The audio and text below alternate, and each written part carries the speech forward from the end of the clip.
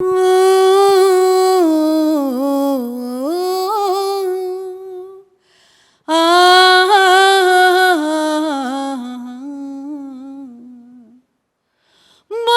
रोटी खाए खाए राइज लागिन जान दिया।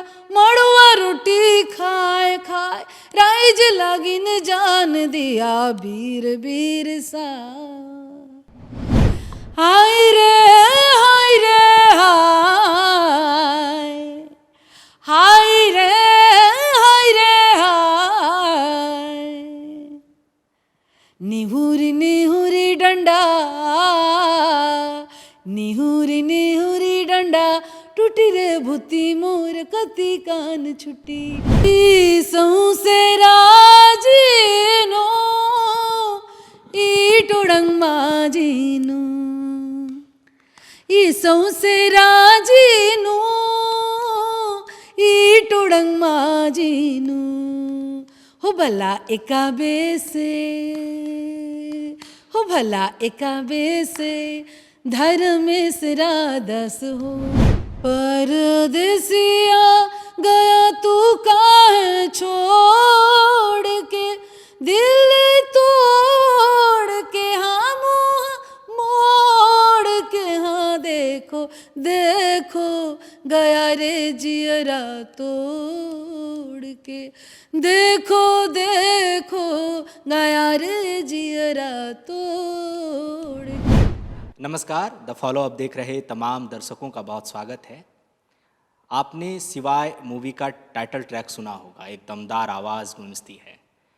और साथ ही अगर आप म्यूज़िक में और थोड़ा इंटरेस्ट रखते हैं और झारखंडी फोक म्यूज़िक को पसंद करते हैं तो वहाँ भी एक आवाज़ जो है वो गांधी पर, बिरसा पर और यहाँ के जल जंगल ज़मीन पर की एक आवाज़ आती है। मड़ुआ रोटी खाए खाए आप शायद नहीं भूले होंगे उस आवाज़ को भी। उस आवाज़ की जो मालकिन है इन खूबसूरत आवाज़ों की, वो हैं मेघा श्रीराम डाल्टन। वो हमारे साथ हैं इस वक्त। एक तो मड़ुआ रोटी खाए खाए है और दूसरा है सिवाय का टाइटल ट्रैक। एक कमर्शियल है, एक देसीपन लिए हुए है। मेघा सबसे ज़्यादा किसके करीब हैं दिल के? कमर्शियल से जीवन चलता है और लेकिन आत्मा चलता है। आपको जो बहुत इनलाइटन है, जो इटर्नल है, तो यकीनन मड़ुआ रोटी जो है वो मेरे आत्मा का भोजन है। तो मैं तो यही कहूँगी कि मैं मड़ुआ रोटी के साथ खड़ी हूँ। और सिवाय जो मिला उसका भी मैं शुक्रिया अदा ज़रूर करूँगी, क्योंकि कमर्शियल गाने से आप थोड़ा ज़्यादा वाइबल हो जाते, बहुत लोग उनके बीच जाते हैं, आप दूसरों को इंटरटेन करते हैं। पर मैं मड़ुआ रोटी खा के सांस लेने की तरह है, जिससे मैं अगर ना लूँ तो मैं मर जाऊँगी। जैसे कि अगर मैं गांधी बाबा रोज़ न गाऊँ, कोई भले बोर हो जाए लेकिन मैं नहीं बोर होती हूँ। जैसे सांस लेने से हम बोर नहीं होते। तो मेरे आत्मा का खुराक है मड़ुआ रोटी, गांधी गीत, प्रकृति गीत, या जो मैंने यहाँ लोक से सीखा है वो यकीनन। मैं तो कभी ये भी कहती हूँ कि शायद मैं शास्त्रीय संगीत BHU से इसलिए पढ़ी थी कि मैं अपने लोक संगीत को थोड़ा और सुंदर तरीके से प्रेजेंट कर सकूँ। जो संगीत, जो आवाज़ आज गूंज रही है वो झारखंडियत लिए, झारखंड की पहचान लिए, शुरुआत कहाँ से हुई संगीत की? ये जो संगीत मेरे अंदर है वो यकीनन मेरी माता जी का दिया हुआ है। मैं दावे से कह सकती हूँ, वो इस बात को मानती नहीं है। वो संगीत में कुछ करना चाहती थी जो नहीं कर पाई। उसने अपने सपने हमसे सच करवाए और मैं उम्मीद करती हूँ कि मैं उसके सपने पर खरा उतर रही होंगी। और यकीनन मैंने बहुत थोड़ा ही कम गाया है और बहुत लिमिटेड नंबर में चीज़ों को गाया, पर इसके बावजूद मुझे बहुत सेटिस्फैक्शन है। और उसका भी रीज़न ये था कि मैं प्रकृति के साथ जुड़ी और अपने गांव देहात का गीत गाई, जो मेरे लिए इस सेटिस्फैक्शन का मामला है। और यकीनन अभी भी ढूंढ रही हूँ और मेरी कोशिश है कि मैं अपने गांव देहात के गीतों को इकट्ठा करूँ और उनको और थोड़ा सुंदर तरीके से उनके जीस्ट को बचा के रख के गाऊँ। क्योंकि जो मड़ुआ रोटी गीत है जिसका आप जिक्र किए, काफ़ी समय से लोग गाते हैं, पर मैं फिर कहती हूँ कि प्रकृति ही चाहता था कि इस गाने को पूरे दुनिया के नज़र में लाए। और मैं शुक्रिया अदा करती हूँ आपके मन से रवीश जी, मुख्यमंत्री हेमंत सोरेन जी का, जिन्होंने इस गाने को भी ट्वीट किया और बहुत लोगों ने प्यार किया। और बिरसा को सुनने का मौका था लोगों के पास। तो मैं भी कहती हूँ कि मैं 20 साल से तानपुरा नहीं बजाई हूँ और इतना सुंदर आवाज़ दिया है प्रकृति की, मैं अपने बिना रियाज के संगीत में इतना अच्छा गा सकती हूँ। तुमने तैयारी कहाँ से की? NIBM से। मैं NIBM को बधाई देता हूँ। आप जो सपना देख रहे हैं उस सपने को हम दोनों मिलकर पूरा करेंगे। NIBM। शुक्रिया। संगीत का जो सफ़र है आजकल हम देख रहे हैं, एक तो जरिया रियलिटी शोज़ हैं, एक बड़ा क्रेज है, लोग पहुंचते हैं वहां पर लाखों की भीड़ में। दूसरा तरीका आज यूट्यूब बहुत आम साधन है, और आपका तो बहुत लंबा सफ़र है। आपका सफ़र कैसा रहा, धीरे धीरे मुंबई तक का सफ़र, या जो भी आज आप कर रही हैं फोक म्यूज़िक को लेके? मैं यही कहना चाहती हूँ कि आज यूट्यूब का समय है, सोशल मीडिया का समय है। कितना कुछ बदला है और सब कुछ अब एकदम करीब आ गया है। आप आराम से कहीं भी कभी भी गा सकते हैं। आपने बोला रियलिटी शोज़, मैं उसमें जज भी रही हूँ। एक शो सारेगामापा लिटिल चैम्प भोजपुरी में, भोजपुरी था, जबकि मैं भोजपुरी से नहीं हूँ, लेकिन मैं इसलिए गई थी। मैं एक बात बताना चाहती हूँ कि मैं झारखंड का जोहार बोल सकती थी और इसका श्रोता तकरीबन 60 लाख लोग था। तो मुझे लगता था कि मैं अपना लव जोहार उस मंच तक, उस मंच से बहुत दूर तक भेज पाऊँगी। मैंने इसलिए उसको एक्सेप्ट किया था। और वो रियलिटी शोज़ की जो बात की, इतने तमाम तरह के जो रियलिटी शोज़ हैं, बहुत मंच देता है, पर उसका जो मैंने एक ड्रॉबैक देखा, क्योंकि मैं उस पूरे प्रक्रिया में रही कि बच्चों के बीच में एकदम अचानक से लोकप्रियता आती है, उनको अटेंशन मिलता है, लेकिन फिर उन बच्चों को मंच नहीं मिलता, जो बाद में बहुत ही डिसअपॉइंटिंग हो जाता है। और वो फिर उतना ही वो वैल्यू चाहते हैं सबसे, लेकिन वो फिर नया लॉट आएगा द वॉइस का या लिटिल चैम्प का, तो फिर वो लाखों की संख्या में बच्चे हो गए हैं जिनके पास मंच नहीं है। अब हिंदी सिनेमा में देखिए लिमिटेड ही लोग गा रहे हैं, बहुत कम लोगों को मौका मिलता है।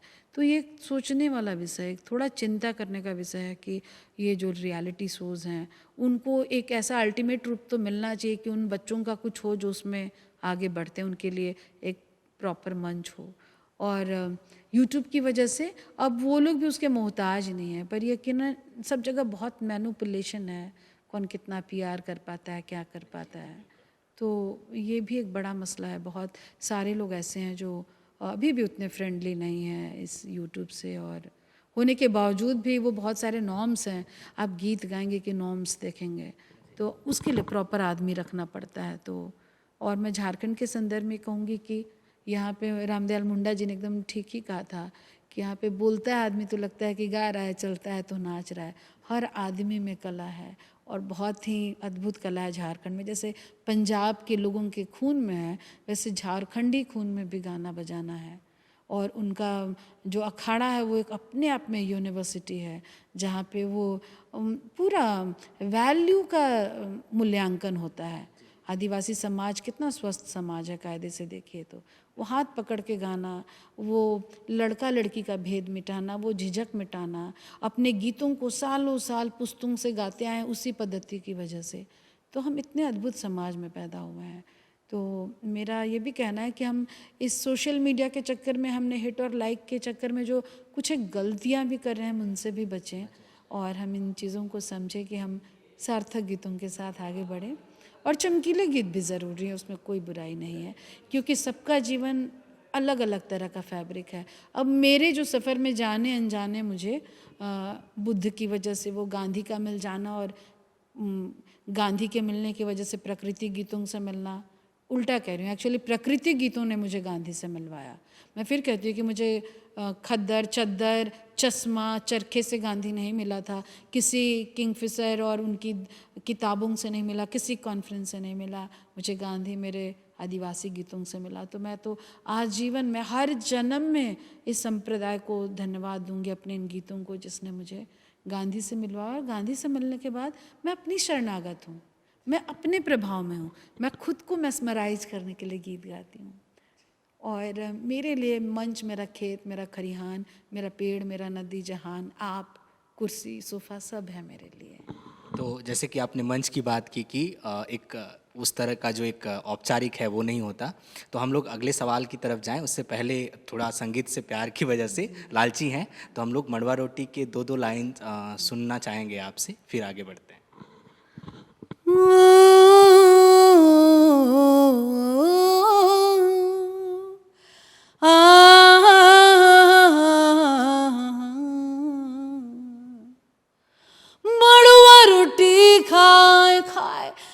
राइज लागिन जान दिया मड़ुआ रोटी खाए खाए, राइज लागिन जान दिया बीर बीर सा, बीर बीर सा, याद तो हर हृदय में रखबो जुगाए, बीर बीर सा, याद तो हर हृदय में रखबो जुगाए। आदिवासी छुआ पुतारा है सब भूखा प्यासा, आदिवासी छुआ पुतारा है सब भूखा प्यासा, बीर बीर सा, बुझल सबके घर दिया दिल तो जलाए, बीर बीर सा, बुझल सबके घर दिया दिल तो जलाए। ओ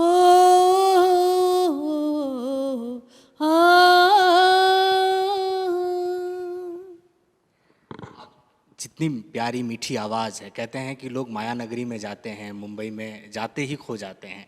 आप सालों से हैं, बॉलीवुड में गा रही हैं, तो ये जो एक आदिवासियत है, एक झारखंडियत है, इसको बचाना कितना चुनौतीपूर्ण लगता है, या किस तरह से आप उसको मैनेज करती हैं? मुझे जब कोक स्टूडियो में गाने का मौका था, मेरे साथ शंकर महादेवन जी थे और मैं 12 में फेल हो गई थी, और मुझे लगा कि क्या मैं आज इस बम्बई के कोक स्टूडियो वाले मंच पे भी मैं क्या फेल हो जाऊंगी। और जब मेरा सेगमेंट था तो मैंने अच्छे से गाया, पर जब उनके साथ गाना था तो मेरे लिए कठिन था, क्योंकि उन्हें रोज़ माइक मिलता था और मुझे रोज़ माइक नहीं मिलता था। मतलब ठीक वैसे ही था कि नंगे पैर दौड़ने का जो आदत हो, उसको जूता पहना देंगे तो कैसे दौड़ेगा। तो मेरे साथ वही दिक्कत हुआ था कि माइक तो मुझे हार्डली मिलता था, तो मेरे लिए कठिन हो गया था उनके साथ गाना।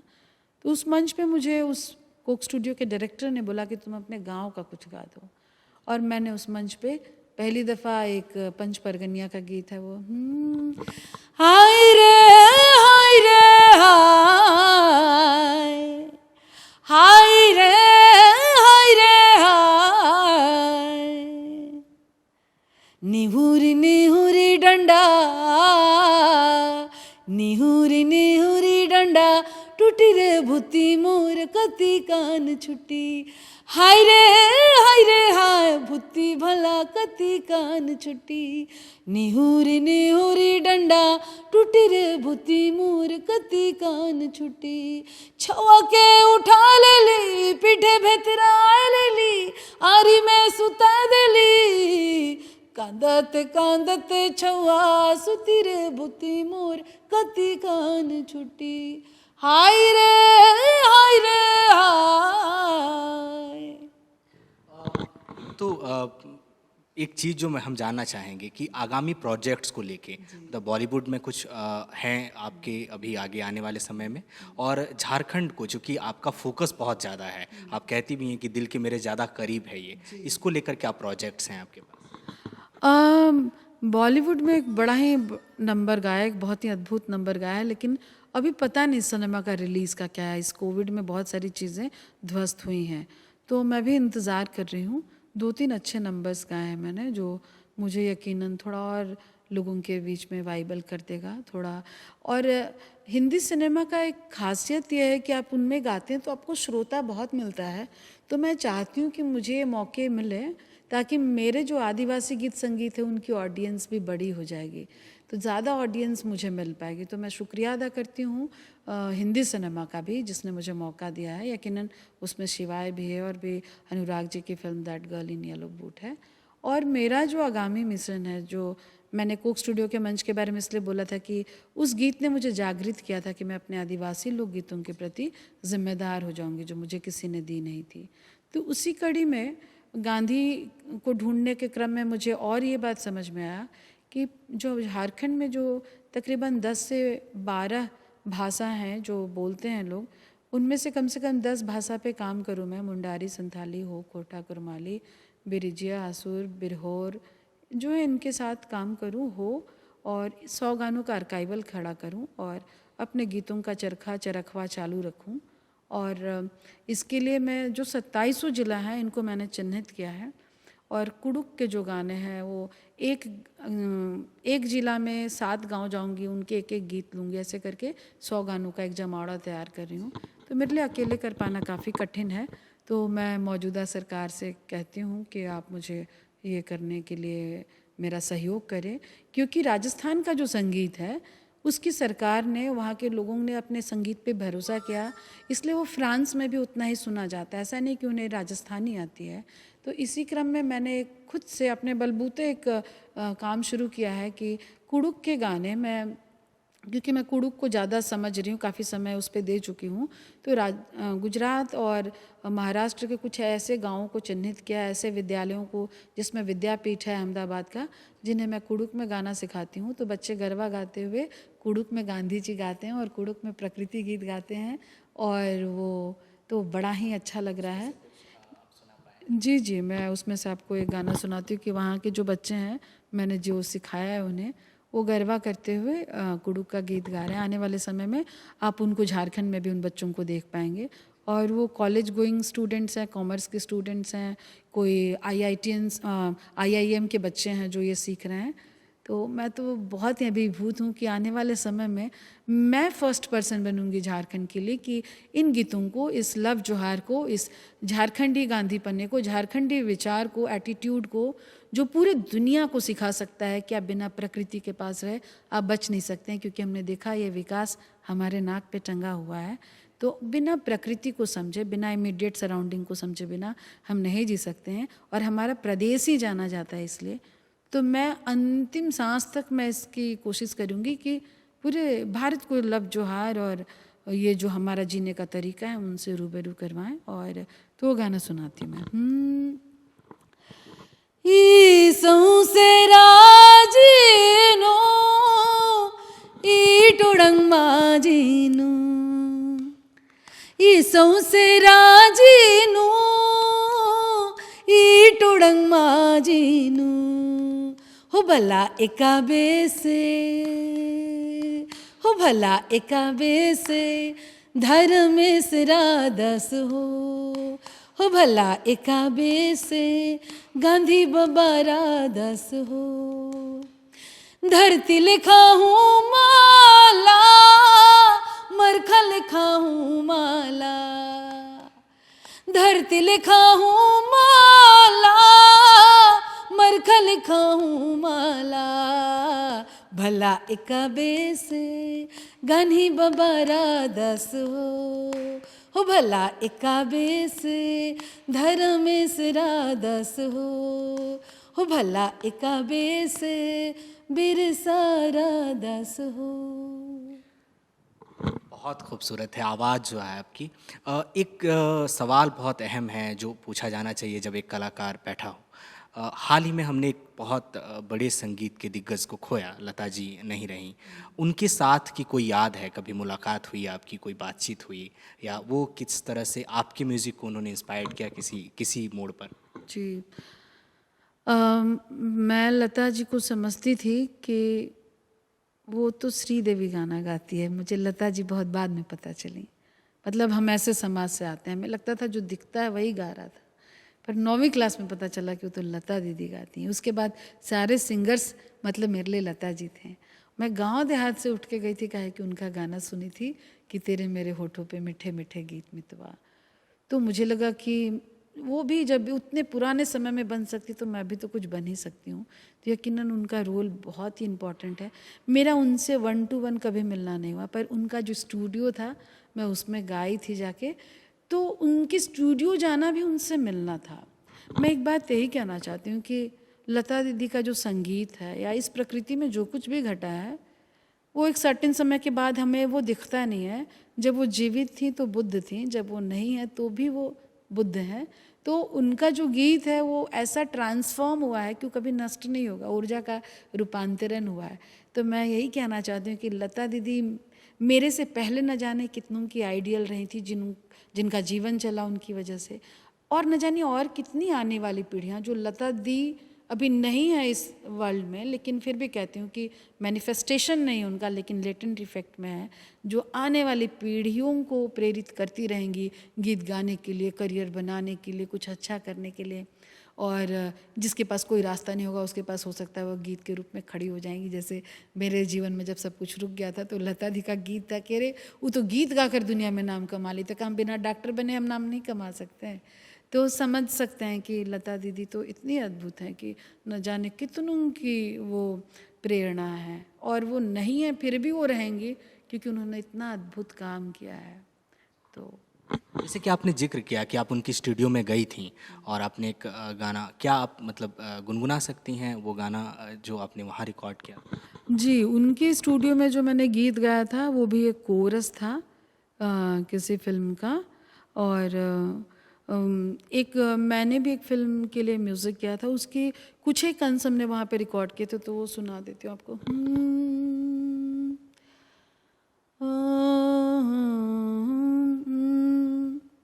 परदेसिया गया तू काहे छोड़ के, दिल तोड़ के, हाँ मुँह मोड़ के, हाँ देखो देखो गया रे जियरा तोड़ के, देखो देखो गया रे जियरा तोड़ के, परदेसिया है। Thank you ma'am. जो आपके आगामी जितने भी प्रोजेक्ट्स हैं और जो आप सोच रही हैं झारखंडियत को लेकर, ये आप ले जाएं और आगे और बेहतर हम आपको और सुन पाएँ बॉलीवुड में भी। बॉलीवुड के कुछ गाने, चाहे जो आपके पसंदीदा हों, जो आपने गाए हों, या फिर जो आपके फेवरेट, जैसे आप लता दी को लेकर बहुत मतलब एक भाव आपके मन में है, उनका कोई गीत आप अगर हमारे लिए गुनगुनाओ। मुझे मेरा जो आइडियल रहा था वो नुसरत फ़तेह रहे थे, जिनको मैं मतलब मेरे लिए संगीत के मायने नुसरत फ़तेह थे, जबकि उनको गाना बहुत ही कठिन था। तो मुझे हर बार अपने जीवन में जो कठिन चीज़ होता है मैं उसको एक्सेप्ट करती हूँ और आगे बढ़ने का कोशिश करती हूँ, क्योंकि बम्बई जैसे शहर में जहाँ पे मेरे पास हिंदी गाने का बहुत मौका है, लेकिन मैं फिर कहती हूँ कि मैं उस चीज़ को थोड़ा धता बताना चाहती हूँ कि मैं उन गीतों के साथ आगे बढ़ना चाहती हूँ जिन गीतों का आप कोई मोल नहीं समझते, जो आपको गीत नहीं लगते हैं, जिसे किसी गुलजार ने नहीं लिखा है, तो मैं उन गीतों के साथ खड़ी हो जाती हूँ। तो मैं इन तमाम सिंगर सबका मैं बहुत दिल से सम्मान करती हूँ, लेकिन मैं नुसरत जी जो इतना कठिन था गाना उनको गाती हूँ। तो उनकी 2 लाइन आपको सुनाना चाहती हूँ। सांवरे